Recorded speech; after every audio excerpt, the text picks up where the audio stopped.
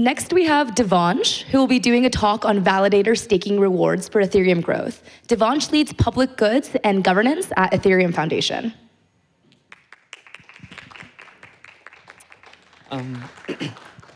Hey guys, I think we are all in a bear market now, so all of our thinking naturally turns towards where is the money going to come from.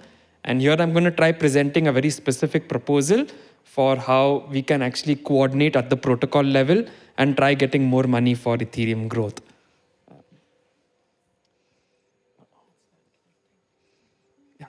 Yep.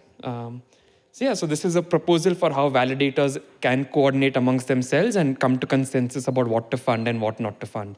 This is very experimental. Like, I've never given this talk before.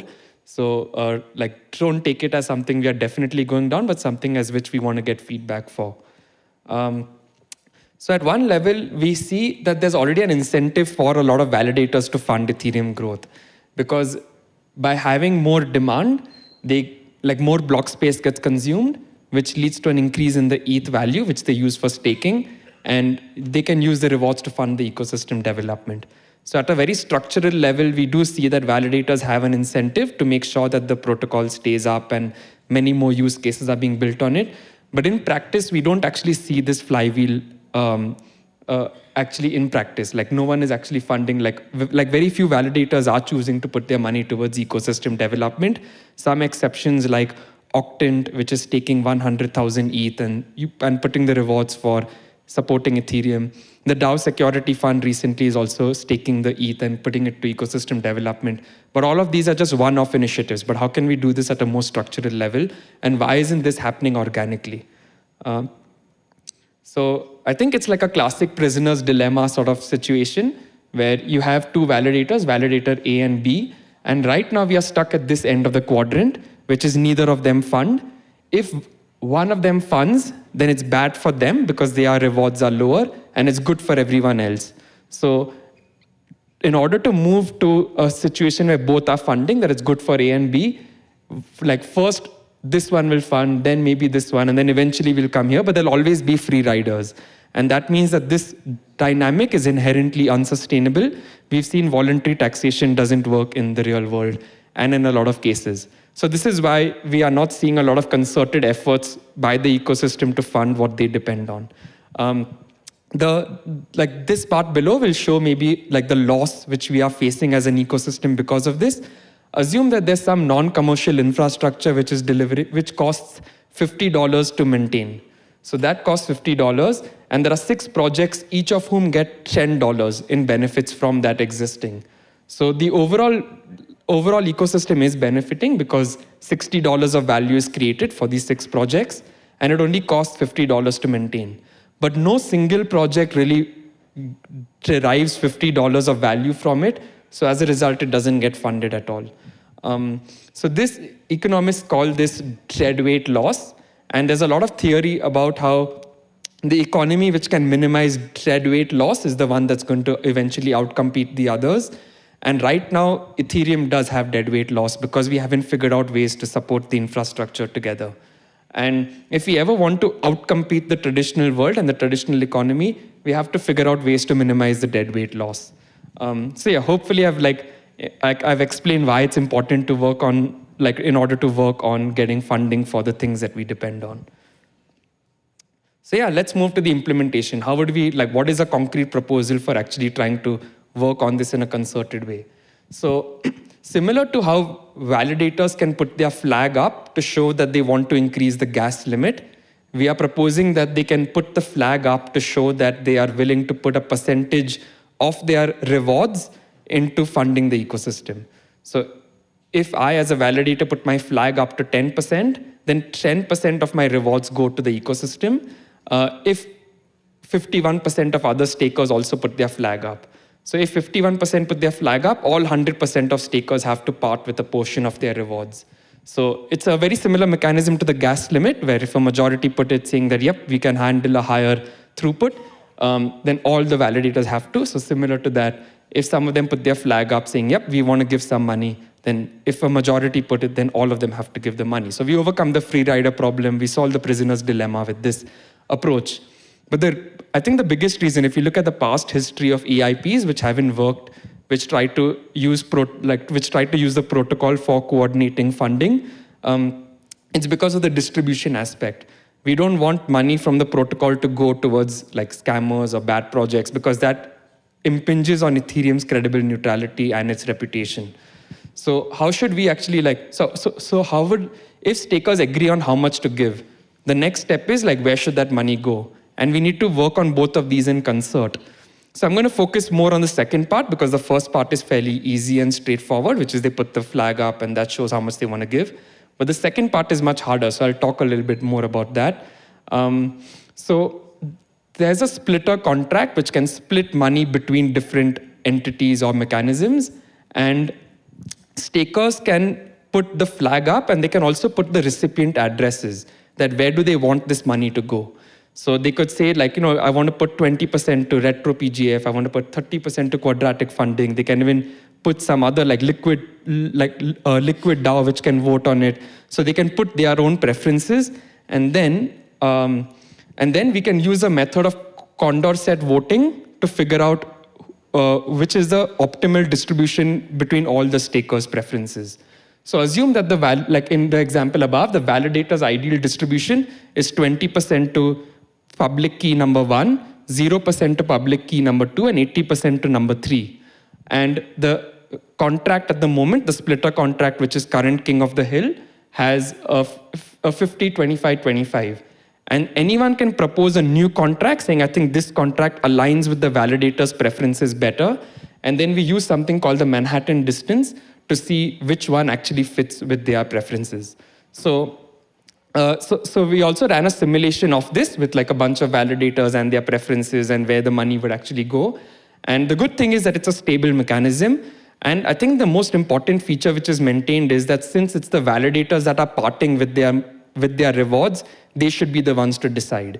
So we'll, in the next slide, we'll talk about some of the problems with this approach. But this part is, you should just remember that validators have to do two things. One is they signal the gas limit, they also signal how much money should go from their rewards to public goods. And third, they should indicate a list of addresses which they want the money to go to. So these are the three things which validators would now need to do if this proposal actually gets accepted and if it gets traction. So yeah, what are the ramifications? I've got a lot of feedback on this from people at the EF and outside, and even amongst validators. And maybe the biggest problem is staker cartelization, that if 51% of the stakers put their own address, they all collude amongst themselves and they say, let's steal money from the remaining stakers and we'll put the limit up to 100 and then we'll just put our own address so that we can get their rewards as well. So creating that sort of cartelization is the biggest issue. There are ways to solve it by making it 66% or by changing the parameters. But I think this is the single biggest issue that we haven't solved at a design level. The original proof of stake construction was actually very neat in solving the staker cartelization. You should look at some of Lad Zamfi's work where he talked about how he dealt with the problem. But in this proposal, if a majority of stakers put the reward as being high and then they put a recipient address which is just their own address, then that would be a big issue. So I think that's the unsolved part that we're still getting design work for. The second is that we start formalizing the amount that we are overpaying in issuance. So if a validator is saying, I'm willing to put 10% of my rewards to funding the ecosystem, I've heard the argument, I don't accept it, but I've heard the argument that this means we can reduce issuance by 10% because they're willing to put 10%. I don't accept it because I think validators can have a higher time preference, that they can say, I'm willing to go for a loss right now because increased block space in the future will increase my profits. But I think the real issue is the alignment between staking operators and those putting up the stake. So 90% of Ethereum is currently through staking operators whose incentive is they get a percentage from issuance, and the validators care about their underlying ETH, the people who are putting the money at stake, they care about their principal going up.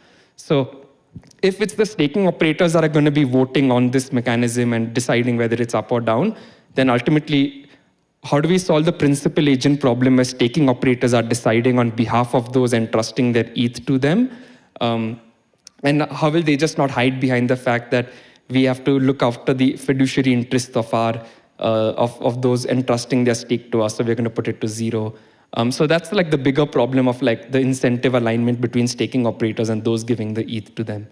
And I think that comes to the long-term role of validators in the network. Do we want to even enshrine them as some sort of governance actor, or are they just simply a service? We can look at some of the other blockchains where validator governance hasn't worked out very well. So we definitely don't want them to have a say in whether EIPs get approved or not, at least in my opinion.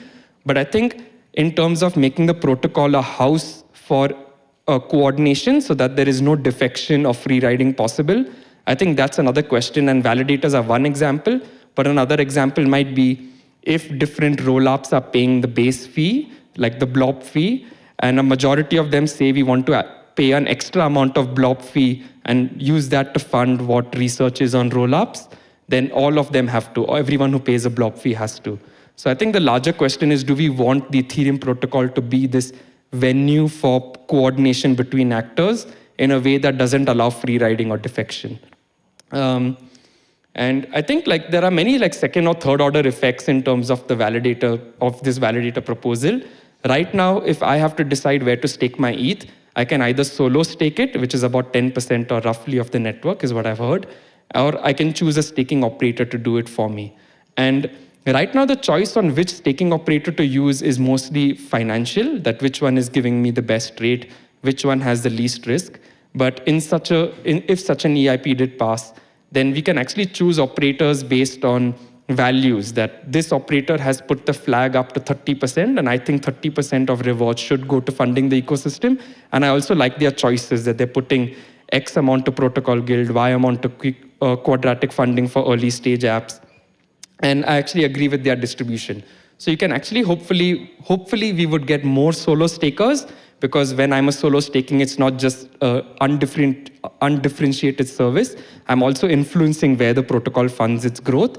And I might also choose operators based on this rather than just purely financial decisions. And yeah, I think that's the last part. Like, how should we pursue this? Like, should we actually do the research and get this filed as an EIP, which obviously carries some controversy and it can also go horribly wrong, but it's like you're filing the EIP and you're doing the research for it? Or should we start trying to get some empirical data with an optional redirect where we ask validators to optionally put this redirect, but then we again fall into the same prisoner's dilemma situation? So this is where we are. It's a new talk. Don't take any of it as the gospel. It's a very experimental one. And if any of this interests you, just like, please come and talk to me. Thanks.